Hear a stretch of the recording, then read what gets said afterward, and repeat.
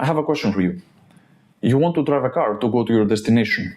The car you want to drive is lacking a steering wheel, or the steering wheel that it does have is not moving, it's stuck in place. Would you trust driving that car, or would you rather go to your destination by public transport? The same exact concept applies for organizations and companies that are lacking a proper IT governance structure. Would you trust a company that is lacking direction and focus when it comes to its IT infrastructure?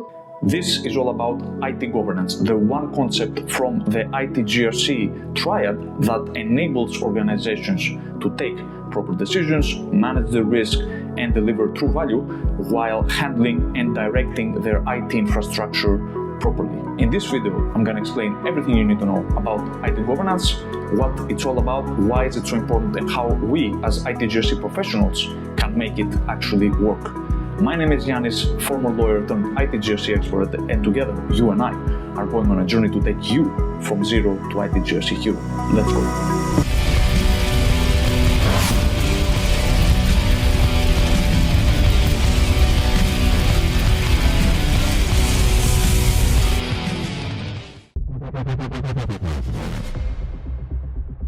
Let's start with the basics. What is IT governance? Borrowing from the previous example of the car that is missing that steering wheel, the steering wheel itself is that IT governance. IT governance has to do with direction, focus, and proper steering.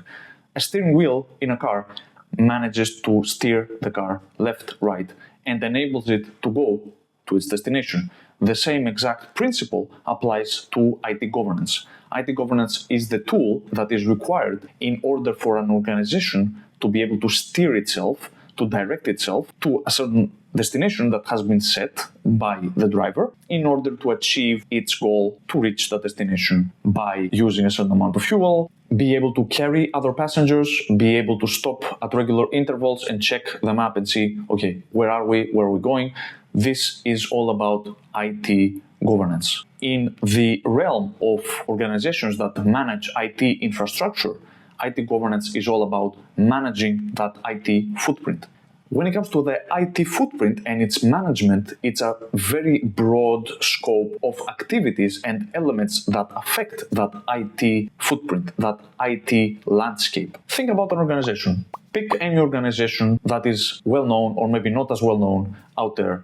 Think about all of the things, all of the activities, all of the different processes that that organization is involved in that affect or that utilize IT, information technology, in different capacities in order for them to deliver value, to create a product, to create a service, to create something for the world.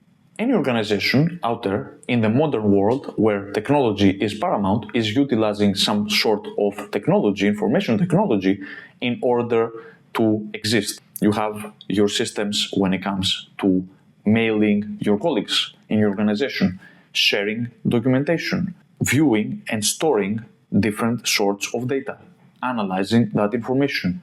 And then you are also communicating with the outside world. You need a website, you need a platform. Maybe you're delivering or you're creating as an organization a tool, a software as a service application that you're delivering to the world. All of those elements are part of your IT infrastructure. What is IT governance doing in that scenario is that it gives that organization a way forward. It gives that organization direction and focus and an ability to navigate itself. In that case, you have people at the C-level, at the C-suite level, the CEO, the CIO, the CTO, the CISO that are mandating what is going to be done, how it's going to be done, and who needs to do what needs to be done. You have people in the board that decide, okay, this is where we are, this is where we need to go, this is how it should be done. We give our approvals, and then you guys at the lower levels, structurally, of course, and organizationally, you're supposed to go ahead and do those things. This is all IT governance. In a previous video I made about IT GRC, link in the description down below, and also in the card that's gonna pop up, IT governance is synonymous to the map that a sailor is using to navigate the seas. You need a map to be able to tell where you are and where you're going. This is all about that direction that IT governance is providing. All right, now you might be asking, why is IT governance so important? I still don't get it. Before we get into why IT governance is so important, I think it's very crucial to understand what its subsequent components are.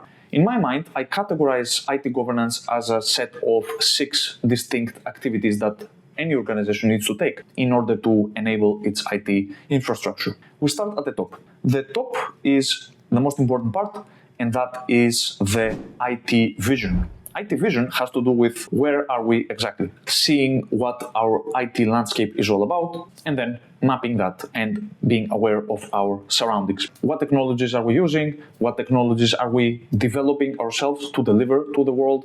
What people we are employing and deploying in the IT area in order to make those IT services possible? What do we need from an IT perspective, hardware and software, in order to exist as an enterprise? Because of course, we need our servers, we need our firewalls, we need the routers, we need our cables, we need our telephony systems, and we also need our software solutions that I mentioned some time ago. All of those elements are important to establish a proper IT vision. Also very important to keep in mind is that the IT vision is all about who is making the right decisions and who is responsible for what. We need to have what we call a racing matrix, or a responsible, accountable, consulted, and informed matrix that tells us exactly who within our organization is responsible to take certain actions, or who is responsible in case something goes wrong. That is all part of the vision, and that is actually very important because there's lots of cases where organizations fail because nobody knows who is responsible for what, and then everybody's pointing fingers towards each other, or simply doesn't know who is accountable for certain actions or who approved certain changes. For example, there's a lot of stories about organizations that failed because of such shortcomings. So having a proper organizational structure is also very important because the people are actually at the end driving decisions. So great, we know where we are, we have looked around us, and we know what's going on and where we want to go. Next step is to have a proper IT strategy. It's not just about the vision. Of course, it's very important to know where an organization is and where it stands when it comes to its IT journey, but it also needs to know, how do I get there? I am in location A and I want to go to location B. I am an IT provider that is currently working with a particular data center, is managing services on AWS or GCP or Azure or some other cloud provider. I want to be able to create an IT landscape that looks like this. How do I go from my current state to my future state? It's all about the strategy. Every organization needs a strategy in order to be able to tell how and what is the best way to get from point A to point B. So in other words, the strategy is the vehicle, it's the car within which an organization travels from one place to another to create its IT environment and make sure that it keeps developing and it keeps following the trends, keeps following the mandates of the world, of the IT landscape as a whole, in order to exist. All right, I have my strategy. I know that I'm in point A and I'm in point B and I want to go from one to the other using this vehicle. What's next? The next step for IT governance to really make a difference is IT frameworks and IT regulations. We need to be aware of the environment around us, as I said, but this cannot happen unless we have a proper picture of the bigger landscape and the requirements that we have from a framework standpoint. There are many frameworks that relate to IT and are required in order to enable different IT services and different IT capabilities. For instance, you want to enable change management, you're looking for something like ITIL.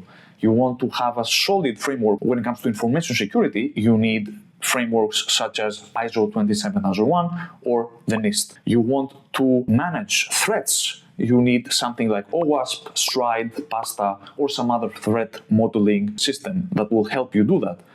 All of those different frameworks are going to supplement and are going to support your IT foundations. These are super important. And then following that, you also need to know, what are my obligations? What do I need to do from a legal standpoint most of the time in order to safely exist and not be subject to fines and be compliant with certain legal requirements. For example, I'm processing personal data. I need to comply with the GDPR if there's EU citizens involved in the processing. I am developing a very modern, very fancy AI tool, then I need to take into account the EU AI Act because that is mandated by law. And if I don't comply with those, then I need to pay a fine or I am subject to some other repercussions.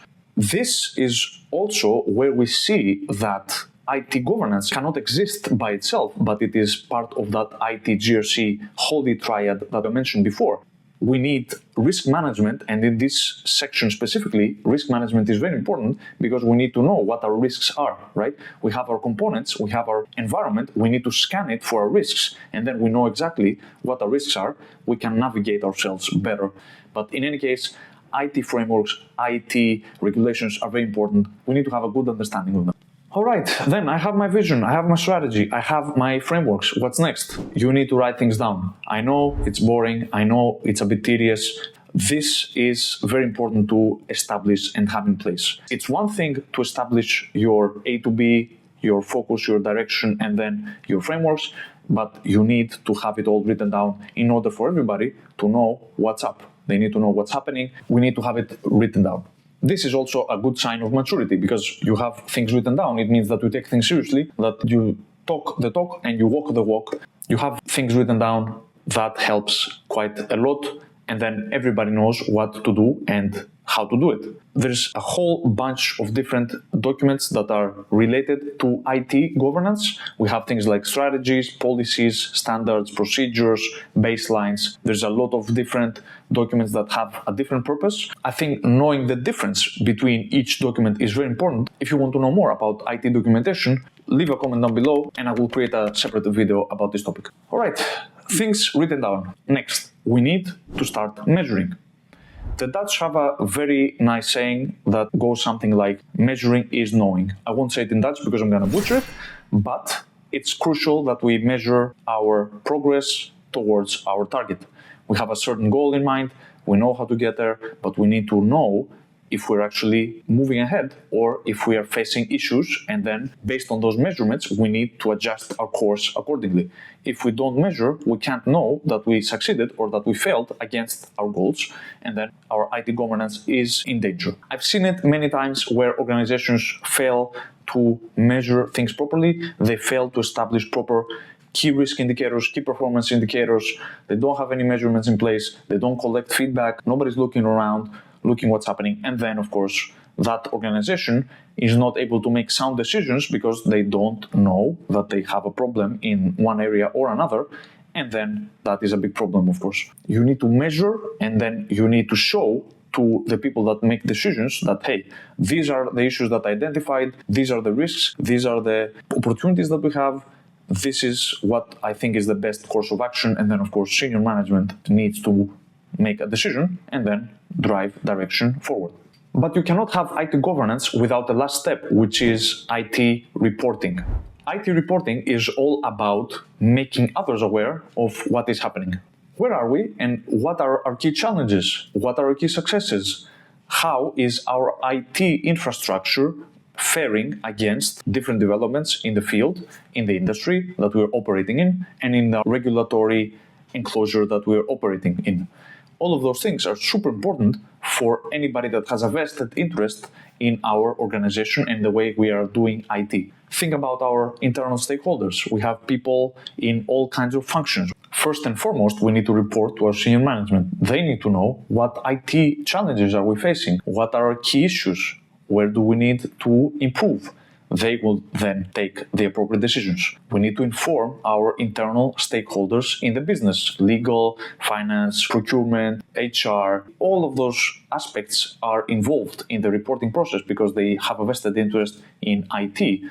We are working together to deliver that infrastructure. We also need to report potentially to our third parties. They also have a vested interest in how we do business. We need to know how they're faring, and then we can report on those things. But we also need to report to external sources and external stakeholders like the general public, How is our IT working? Are we a safe company? Can you trust us as a consumer? We need to report to regulators how we are faring and if we're compliant with the different regulations. And of course, we need to report to our clients and our customers to be able to show them that, hey, our IT infrastructure is safe. You can trust us with your data, and then we can work with you or for you. So, having said all that, why is IT governance so important? IT governance is very significant because it enables organizations to move forward when it comes to their IT capabilities. If you don't have an IT governance structure, everything is going to fall apart because people don't know who is making the decisions. They don't know what tools are authorized in an organization. They don't know which suppliers they can trust versus which suppliers they cannot trust or utilize. They don't have a written process in place so that they know, okay, if I have questions, I can always go back to my documentation and I can see what is happening. And this is also why this actually happened, because those organizations, Meta or Target, didn't have a proper structure in place, or at least they were lacking in some capacity, and they had to sustain damages, both financial and reputational, because they had incidents. If you don't have IT governance in place, you will have incidents. That's a given. It's not even a question of if, it's a question of when it's going to happen. So IT governance without reporting is the same as me posting a YouTube video without telling you anything about it. So why not subscribe and hit the bell icon so that you can get notified every time this happens? And since we're at it, why not hack the like button? It's free and easy, and it's gonna make me feel warm and fuzzy inside. It's actually quite similar to when I'm drinking my morning coffee, and it's the best feeling in the world. Now, back to the video. So as you see, as IT GRC professionals, we are actually at a very good point, at a very good position to enable or facilitate better, safer IT governance for the organizations we're working with, and our role can be actually quite viral. But Yanis, wait, I have a question. What am I supposed to do if I want to create an IT governance structure in my organization? I just started out. I would say in that case, the best thing to do is start low and slow and start simple. Don't complicate things too much. First step, in my view, is ask people around, ask your senior management, ask your colleagues, okay, where do you see our IT? Where are we right now? What do we need? And where do we need to go in order to keep delivering that value that I mentioned earlier? What investments do we need to make in our IT in order to exist and deliver that service or that product? They will tell you, and then you will be able to know a bit more about the organization. Then you will be able to see what are the main and the most important challenges. Start from the very basics and have a look at what risks is my organization exposed to from an IT standpoint, and how do we mitigate those? Write things down and then start documenting and making sure that some basic documentation is in place. A strategy or a policy document, a few procedures, a couple standards, and maybe a baseline so that we all know where we are and where we need to go. What do we need to do? What do our different employees and our different colleagues need to do in order to deliver that IT capability? And then the next step is to measure, as I said before, start with some basic measurements, some basic key performance and key risk indicators. Ask around, send some surveys to people and ask, okay, where do you see we need to improve? Where are our shortcomings? Is the IT service lacking in some capacity? Are we behind in terms of change requests, change tickets, incidents? Are we managing incidents in a timely fashion, or are we lagging behind? Are we okay with patching or not? All of those items are part of the IT measurements that we need to have in place in order to be able to then make the right decisions and then go and report. Talk to people and talk to your senior management and say, hey, this is what I identified. These are the key issues that we have. This is where we're lacking, and this is what I suggest we do in order to not lack on those areas and improve actually on those aspects. Start simple, keep people next to you, talk to people, document things, and then report on those. I would say this is a good strategy, a fail-safe strategy to get things started. Oh, you're still here. Thank you very much for your support and for tolerating my admittedly incredible jokes. I really appreciate it. Why not watch this video I made about IT GRC skills that you need in order to succeed in the space? I think you will find it quite useful. As always, stay safe and secure, both in the physical and the digital world. Until next time, take care.